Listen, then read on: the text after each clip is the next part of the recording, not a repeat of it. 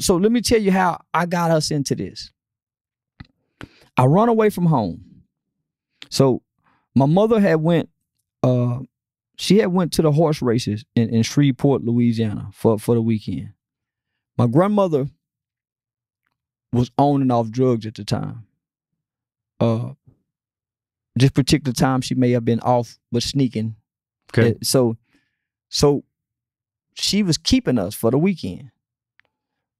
My brother was already in and out the boys' home. So I sneak mom car out. I steal mom car out while grandma asleep one night. My brother selling drugs. So I got an older guy in the car with me, but he's my friend. But my brother, he sell drugs for my brother. So they dropped me off over a girl named Lucretia house. I climbed through the window. Me and Montoya. It's Lucretia and Ginger. I'm in the closet with Ginger, Montoya in the bed with Lucretia. All of a sudden, Lucretia mama come in and said, Lucretia, who was that in the bed with you? The police on the phone. Boy, we raised up. Well, my buddy is behind the men yards off Collins in Arkansas. Whatever he was doing, it got Arlington Police Department's attention, and he had some crack on him, trying to sell crack, a trick or something with a dope fiend. So they had to impound my mother's car. My mama out of town. I'm afraid of my mama. Her look scared me. So at this time, so that's why I would run away, so I wouldn't have to deal with mama. So boy, mama get back in town, and I asked him, man, take me to juvie. I would much rather my mama come, the judge in the court would be the buffer, because she go pinch my ear, pinch my arm, and all that. So I wanted to be picked up from juvenile, because I know she ain't gonna do all that in juvenile. But boy, they said, no. So my mama came and picked me up on the corner of Arkansas and Collins in the middle of the night. And man, she had this look on her face like, boy, you go get it. And I was telling myself, if she hit me, I'm gonna fall out the car. Yeah, I'm gonna go fall out the car and hurt myself. So as soon as I got home, I ran away again. So now I'm more afraid of mom. I done disappointed mom. So now I'm dealing with the shame, the disappointment, and the hurt. So rather, as a kid, you can't process all these emotions. You're just running from the problem. You're just running, man. Yeah. Because you have a refuge. You got some friends who mom will let you stay here, and a lot of your my mom hated them kind of parents. Yeah. My mom hated them kind of parents. Well, that's terribly irresponsible, let's be honest. That's ridiculous. Other parents got to look out for kids. We all got to look out for kids. So here I am, no change of clothes. I got all the name brand clothes in the world at home.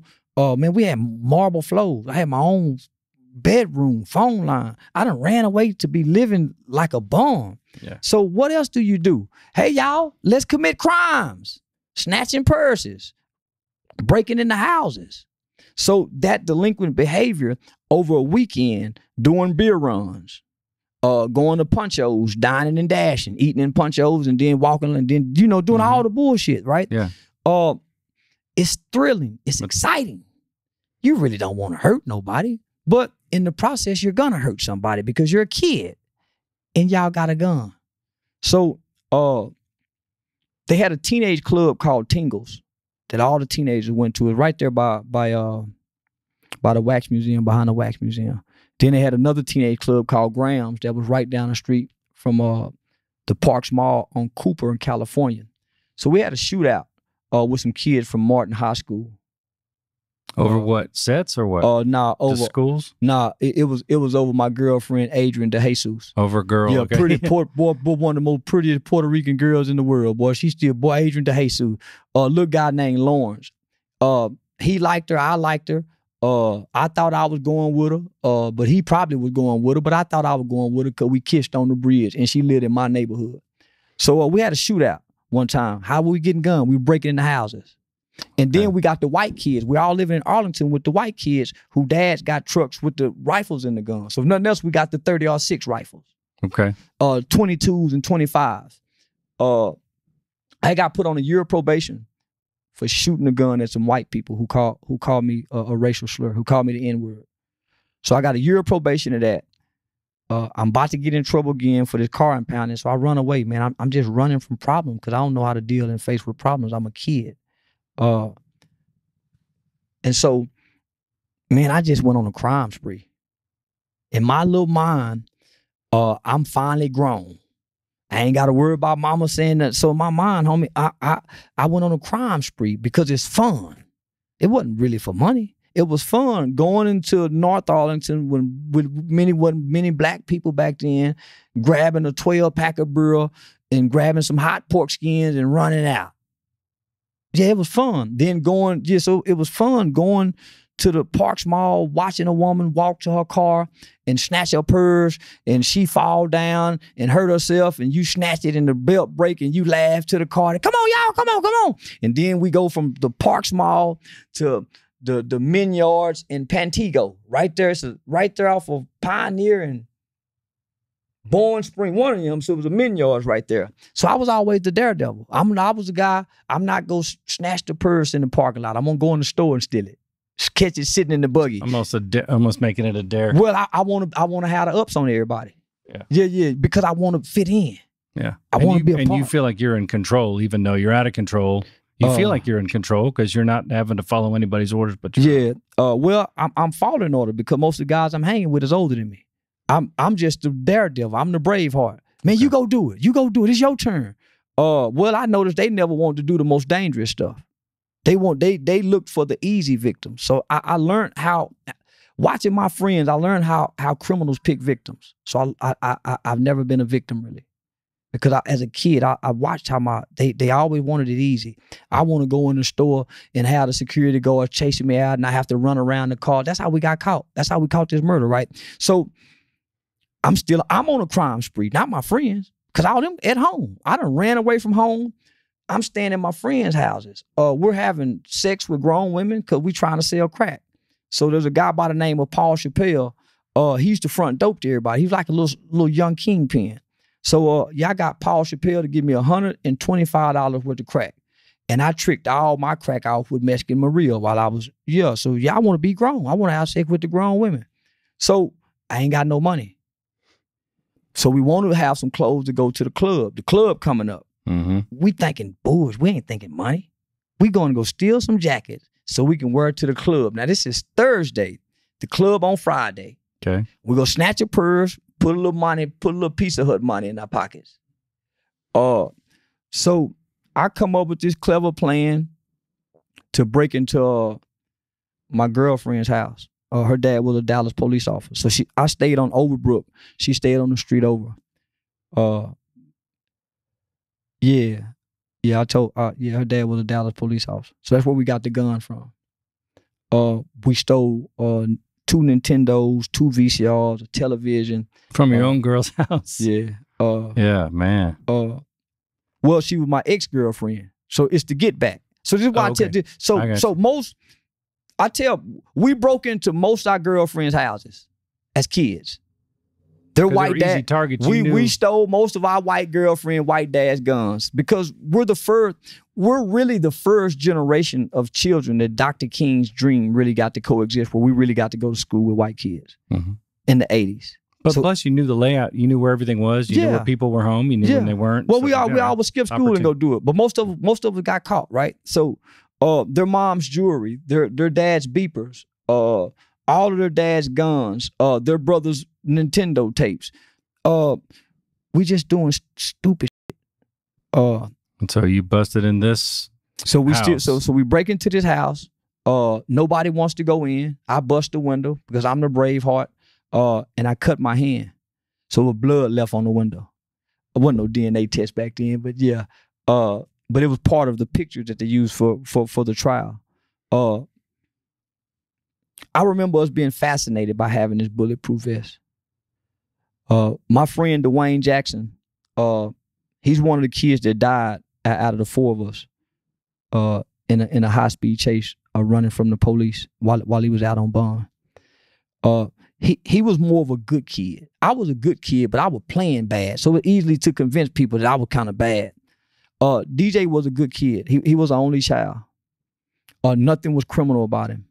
Nothing was, he wanted to be street, but that was just the culture. He worked at Steak and Ale. Tips. He had a Cutlass. So that's who car we was in. He bought his own car. And he was his mom's only child. I was trying to get him because we got with some older guys. that were from Dalworth. And they wanted us to put the bulletproof vest on him, and we test out the gun on him. Shoot. Yeah, to see if the bulletproof vest worked. You know, you're the bunch of, come on, man. It's always just one friend that you can, it's always a friend that they can get to jump in the river and drown. Yeah. It's always one. Yeah. Oh, yeah. So, yeah, man, we would go put man, when I think about that, man, I cringe. Because that was going to kill him. The impact, man, we had a 38 special with blue tip hollow points in it. And we would go shoot it. But the older guys wanted to do this. Like how most older guys fuck over the young boys. Mm-hmm. So we got all this car full of stuff that we done stole. We take it to the older guys out on the block selling crack. They take it to the pawn shop and pawn everything for us. Of course they fucked us. Yeah, man, they kept everything except the gun. I wasn't letting that gun go. That was my second gun I had. The little 25 I got, that was my first time ever holding. My Uncle Joe used to take us to the country and shoot guns. So I grew up shooting guns in the country. So I always had a fascination with guns. So I'm a gun fanatic. I love guns. I always wanted to be the cowboy. I ain't never wanted to be the Indian. Mm-hmm. I'm a Lone Ranger, baby. So my Uncle Joe was a man's man. My granddad's military. I grew up with all the G.I. Joes, so I wanted to be military, right? So I always, when we played cops and robbers, I was always the cop as a kid. So I was that kid, right? That would have went to the military if I didn't lose my eye, would have became a cop. The culture shifted. Mm-hmm. So, man, I kept that gun because I remember how it felt when I shot that gun at them white people when they called me a nigger. The moment of power. Oh, this your car? And the control I had. Yeah, I wanted it again. Is that, so then what happened? You took that gun? So we took the gun, and my co-defendant Antoine Doolittle, we was going to go to this. She was an adult lady, but she smoked crack, and man, we just wanted to have sex with grown women.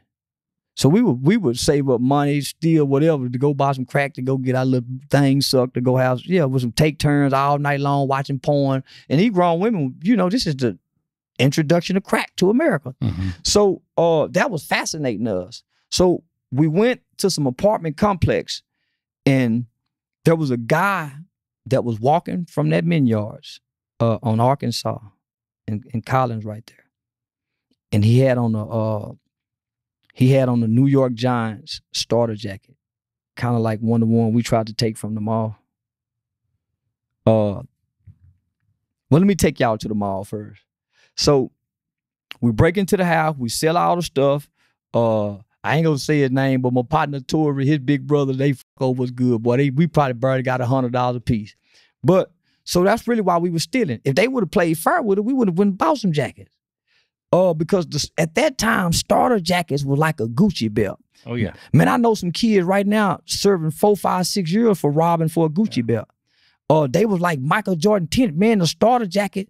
Yeah, man, you was something with a starter jacket. Yeah. So I come up with this plan. We go to the mall and steal us some starter jackets. Man, this is all in my little brain. And all these guys are older than me. They not thinking about this because they hadn't ran away from home. I got the pressure of, for one, my mother is going to every spot I be looking for me. And she's adamant, knocking on doors. I'm talking about she's adamant. Well, she knows the time's ticking, and it is. Yeah. She's adamant. So I was so anxious to do this, right? Antoine Doolittle and Antoine Jenkins, they backed out. They didn't want to do it. So I told DJ, come on. We went over to my friend Denarcus' house. It was Denarcus and Tawan. They were supposed to catch that murder case with me. Denarcus was the junior high barber. He was the high school barber. So he was the guy at school that cut everybody's hair. Tawan was a fuck up too. He was in and out of juvie too. So he was a perfect candidate, and Denarcus was my right-hand partner. But they was all older than me. So I said, say, man, we go to the mall and go steal the starter jackets, and D, you just drive. he said, yeah, man, come back and get me. I'm too anxious to do it. So I'm saying, oh man, come on. So rather than coming back to get them, I went back to the projects, Pebble Creek Apartments, to get Antoine Doolittle and Antoine Jenkins. The plan was just to go to the mall and steal some jackets and some hats and run out. But you can't put a gun in the process of children and think they're gonna it's gonna go as planned. Decision, because you can't plan the response of the people.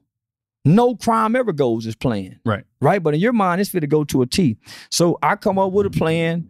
Doolittle was the fat, sharp one, so he couldn't run as fast. And he was kind of scary anyway. He was more of a drug dealer. But what let me know he was kind of heartless one time, he had a 70-something-year-old grandmother, and she was in a wheelchair. And she used the door to kind of pull herself through the door, and he slammed her fingers through the door and laughed like a motherfucker. Oh. I should have known something fucked up about him. And his mama used to lie to my mama. I'm like right in her face, and he ain't here. No. And and my mama knew. Yeah, she knew. So we go to the mall. The plan was we go in and run out. So when we go into the Foot Locker, the first time, it was a young black dude, and it looked like he run fast in the motherfucker. So she said, nah, that nigga like he run fast. We better wait. So we went to the game room. So they got all this on the mall footage. So we spent an hour in the game room spending the pun money, playing video game to the shift change. So when we come back now, it's a young white boy. He was fast. He boy, motherfucker so fast, you hear me? Yeah, we should have did it with the black dude. We probably wouldn't have had to kill nobody. But the white boy Foot Locker, we thought we had the ups on him, right? So we go in there, we trying on shoes, we trying on hats. Next thing you know, we just grab a bunch of jackets and run out. The plan was one of us stay in the car. So the Fort Worth Star-Telegram, Bob Ray Sanders, when he wrote about it, they described me as being the smallest of the bunch, but being the brains of the bunch. So I was the brain. Was that right? Yeah, it was. Okay. It was my plan. It was my plan to steal the gun and break in my girlfriend's house. When we ran out the mall, Doolittle was sitting in the car. The Foot Locker man chasing us. So Antoine Jenkins about to get caught. Yeah, he got a little chubby. He about to get caught.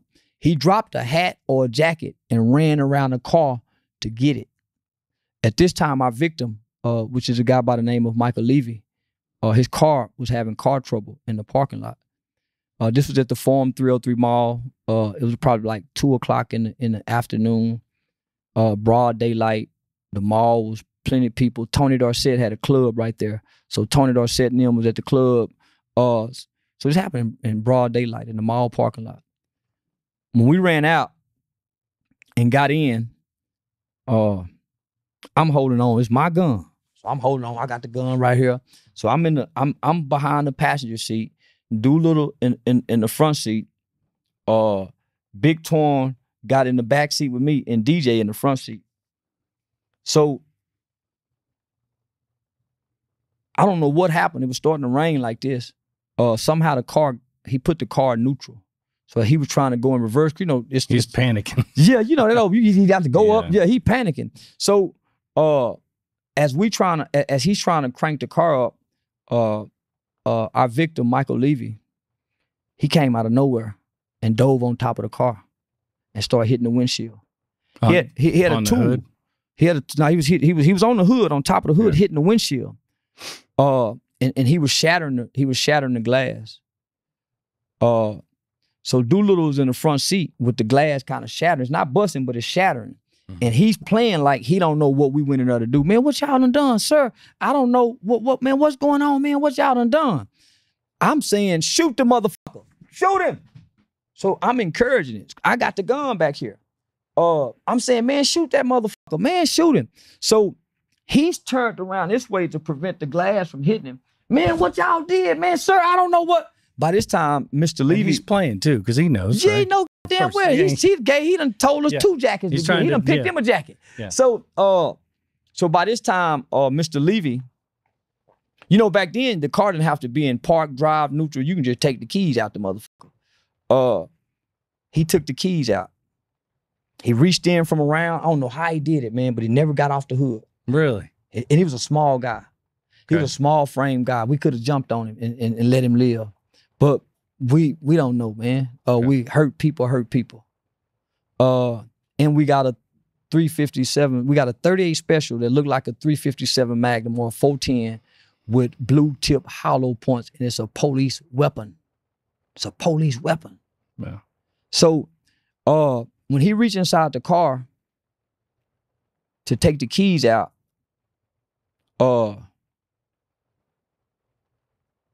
by this time I'm saying, man, shoot that motherfucker. So now he said, man, give me the gun. So I was the first one to get out the car. And I remember telling him to give us back the keys. He said, if y'all want the keys back, y'all gotta wait for the police. So at this time, we're all getting out the car as he's saying this to me. So DJ is standing right here next to me. Passenger side. Yeah, Big Twan never got out. At this time, Big Twan never got out. We done threw all the jackets and the hat out. So as he's at this telling point, me, you threw all this stuff out and you wanted to just leave. yeah, well, my mind, I want them jackets. Yeah. Yeah, no, we ain't leaving without them jackets. Okay. But we left without them jackets. We left with a life. Yeah, we didn't take one jacket. We took a life. So you end up, was it you? So when I get him the gun, I'm in the back seat. He's on the hood getting off so when he reach in, he cut the car off. Antoine don't get out immediately. I get out immediately. Yeah, I'm a little hot. Man, give us back the key. He said, if y'all want the keys, you have to wait for the police. And he's holding them like this. So at this point, Antoine gets out and walks from around the driver's seat. Winner two-door Cutlass Supreme. He walks around here to me. The Foot Locker guy standing right here because he chased us out, remember? Levy don't see the gun at first. The Foot Locker guy do. He take off running. He was like, hell no, I'm out of here. Smart guy. Yeah, he take off running. I tell Levy to give us the keys again. And he throw him to DJ. And when he throw him to DJ, I turn around and get him, come in, shoot that motherfucker. Pow!